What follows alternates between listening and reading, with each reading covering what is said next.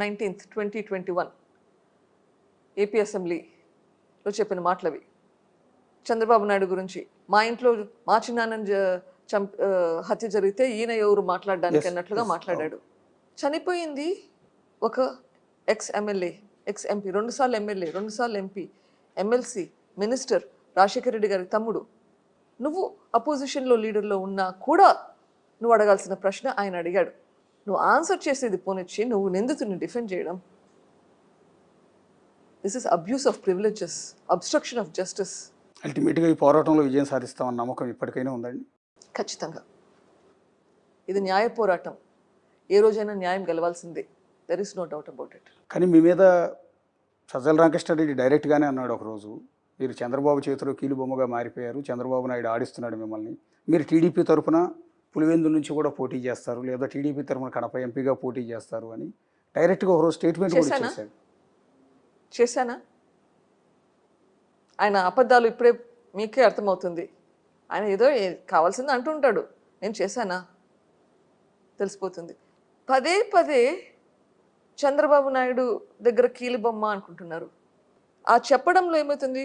నేను కీలుబొమ్మ, షర్మిల కీలుబొమ్మ, prime minister Modi కీలుబొమ్మ, ఇంకా ఎవరెవరు ఉన్నారు.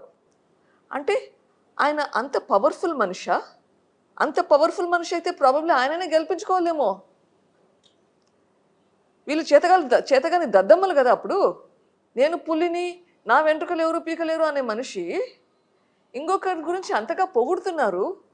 దెన్ ఆ పొగడతలు వినైనా కానీ మేబీ ప్రజలు ఆలోచించాలి, ఆయననే పవర్ఫుల్, ఈయన పవర్ఫుల్ కాదు అని. ఆయననే, ఇది ఆయన అన్న మాటలు. సో కొంచెం జాగ్రత్తగా ఉండాలి ఇంకొకరి గురించి నెగిటివ్గా మాట్లాడేటప్పుడు. నిన్నో మొన్న మీరు ఎన్నికల ప్రచారంలో ఒక మాట అన్నట్టున్నారు, తెల్లవారుజామున భారతికి కాలు వెళ్ళింది, ఆ కోణంలో సిబిఐ విచారించాలన్న కామెంట్ కూడా చేస్తున్నారు కదా. కరెక్ట్. దేని బేస్ చేసుకుని అన్నారు?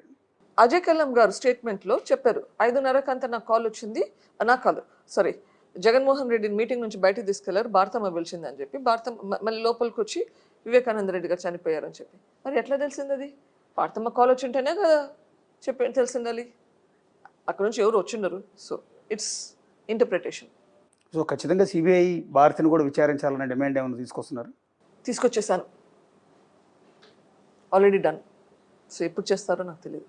సో ఈ ఎంటైర్ ఎపిసోడ్లో నేను ఒక మీడియా పర్సన్గా ప్రశ్న అడగకూడదేమో, నిజంగా ఒక కష్టకాలంలో ఉన్న ఒక మహిళ ఒంటరి పోరాటం చేస్తున్న, ఎవరు సపోర్ట్ లేకపోయినా సపోర్ట్ చేస్తున్న మీకు మీడియా నుంచి ఏమన్నా మద్దతు ఉందా?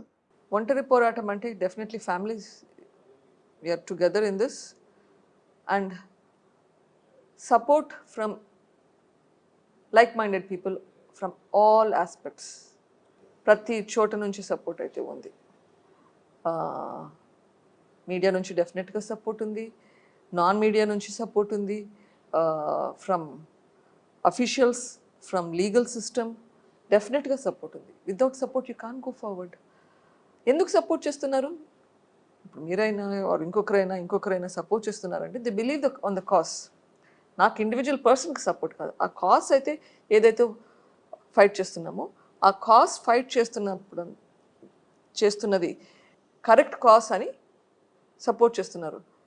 అంతెందుకు, సింప్లీ పుట్, మొత్తం ఆంధ్రప్రదేశ్ తెలంగాణ రాష్ట్ర అందరి సపోర్ట్ ఉంది, except my family of course. But రాష్ట్ర ప్రజల సపోర్ట్ అందరిది ఉంది. కొందరు బయటపడలేకున్నారు. In fact let me correct that, my family also given an option they would like to support, but they're probably too weak at this point. Anyways, that's besides the point. రాష్ట్ర ప్రజలందరూ support చేస్తున్నారు, నాకు support లేదని ఎందుకు అనుకుంటున్నారు? ఈరోజు ఎలక్షన్లో అయిపోతే June 4th మీకు తెలుస్తుంది ఎంత సపోర్ట్ ఉంది అని చెప్పేసి. ఈ కాస్ ఎంతమంది ప్రజల్ని అఫెక్ట్ చేసిందో, ఎంత సపోర్ట్ ఉందో మీకే తెలుస్తుంది June 4th. ఖచ్చితంగా అవినాష్ ఓడిస్తారా? ఖచ్చితంగా. ఎందుకంటే ఇది నా పోరాటం కాదు, ఇది ప్రజల పోరాటం, ఇది ప్రజా తీర్పు. మీకు ఇక్కడ ఒక బాధ కలిగిస్తుంది బహుశా, అది ప్రస్తావించచ్చో లేదో కానీ, నిన్న సీఎం జగన్ అన్నమాట నేషనల్ మీడియాతో మాట్లాడుతున్న ప్రతి సందర్భంలో 2-3 బహిరంగ సభల్లో కూడా అన్నారు, మా నాన్నకి 2వ భార్య ఉంది, ఆ 2వ భార్యకు ఒక కొడుకు కూడా ఉన్నాడు, ఇది వాస్తవం కాదా అన్న అంశాన్ని పదే పదే ప్రస్తావిస్తున్నారు. ఎందుకు ప్రస్తావిస్తున్నారు ఎవరికి అర్థం కాల. పర్సనల్ విషయాలు తేవాలంటే నేను కూడా చాలా విషయాలు తేవచ్చండి బయటికి. పద్ధతి కాదు. కేసుకి సంబంధించి ఏదైనా ఉంటే చెప్పండి. అనవసరంగా పర్సనల్ విషయాలు, అది కరెక్టో లేదో ఆయనకి ఎట్లా తెలుసు అసలు? నాకే తెలియని విషయాలు ఆయనకి ఎట్లా తెలుస్తుంది? ఒకవేళ తెలుసుంటే కనీసం నాకు వచ్చి చెప్పు, నాకు ఎక్స్ప్లెయిన్ చేయాలి. అది కూడా లేదు. మీడియాకి వచ్చి చెప్పడం అది ఏంటి? This are personal issues. And అట్లా అని చెప్పి దానికి దీనికి కేసుకి సంబంధం ఉందంటే అవన్నీ సిబిఐ ఇన్వెస్టిగేట్ చేసింది, లోకల్ పోలీస్ ఇన్వెస్టిగేషన్ చేసింది. ఎవరు ఏమి ప్రాబ్లం లేదు అని చెప్పినాక మళ్ళీ ఇట్లా మీద మీద చెప్పడం, ఆయన ఇంకో చనిపోయిన వాళ్ళ చిన్నాన్నని కించపరచడానికి, అంతకుమించి ఏమీ లేదు. ఆయన ఏమంటున్నా వచ్చి సంజాయిషి చెప్పుకోగలుగుతాడా? చనిపోయిన అతను ఏమైనా సంజాయిషి చెప్పుకోగలుగుతాడా? నాకు తెలియని విషయాలు నేను ఏమైనా చెప్పగలుగుతానా? సింపుల్. సంజాయిషి చెప్పుకోలేని మనిషి ఆయన మీ గురించి మాట్లాడతారు. ఇంకొకటి గమనించాలి, చిన్నాన్న చిన్నాన్న చిన్నాన్న అంటాడు. మరి ఆ చిన్నాన్న చేసిన మంచి పనులు ఆయనకు ఒకటి కూడా గుర్తురావా? చిన్నాన్న అంటే నీకోసం పెద్దనాన్న చనిపోతే, రాజశేఖర రెడ్డి గారు చనిపోతే ఆయన కోసం సపోర్ట్ చేసిన మనిషి. ఎస్, మొదట్లో కొంచెం ఐడియాలజికల్ డిఫరెన్సెస్ వచ్చినా కానీ తర్వాత ఆయన కోసం సపోర్ట్ చేసి ఆయనను ఎంత కించపరచాలని చూసినా కానీ నా కొడుకు అని, జగన్ నా కొడుకు అని ట్రీట్ చేసిన మనిషి వివేకానంద రెడ్డి జగన్మోహన్ రెడ్డి గారిని కొడుకులాగా తీర్చిదిద్దాలని ప్రయత్నించిన మనిషి. ఆయన కోసం ఎంపీ సీటు త్యాగం చేశాడు.